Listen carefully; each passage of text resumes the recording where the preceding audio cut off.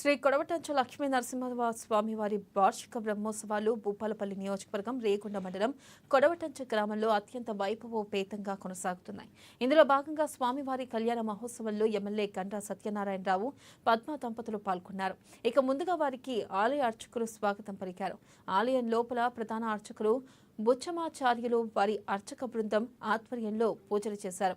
అనంతరం స్వామివారికి సమర్పించే పట్టు వస్త్రాలు, ముత్యాల తలంబ్రాలు సాంప్రదాయం ప్రకారం ఎమ్మెల్యే తలపాగ ధరించి మంగళ వాయిద్యాలు, వేద మంత్రోచ్చరణల మధ్య తలపై పెట్టుకుని కళ్యాణ మండపం వరకు తీసుకొచ్చారు. అనంతరం కళ్యాణ మండపంలో నిర్వహించిన కళ్యాణ మహోత్సవంలో ఎమ్మెల్యే దంపతులు పాల్గొన్నారు.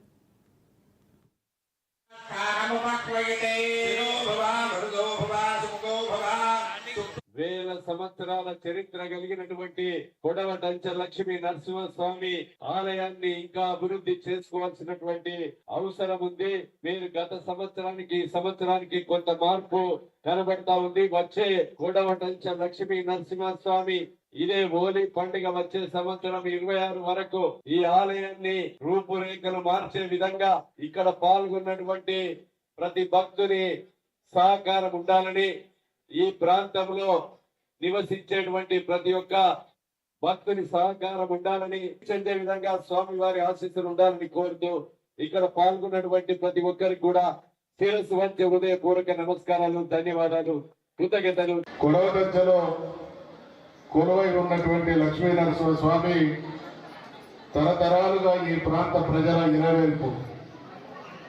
అనేక జిల్లాల నుండి, హైదరాబాద్ మహానగరం నుండి కూడా అనేక మంది భక్తులు వచ్చి స్వామివారికి మొక్కులు తీర్చుకొని వారికి ఉండేటువంటి సమస్యల్ని పరిష్కరించుకోవడం ఆనవాయితీ.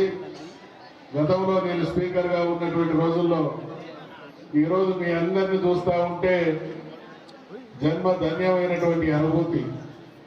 ఇక్కడ ఉన్నటువంటి ఈ షెడ్ కోసం వేల సంవత్సరాల చరిత్ర కలిగినటువంటి కొడవట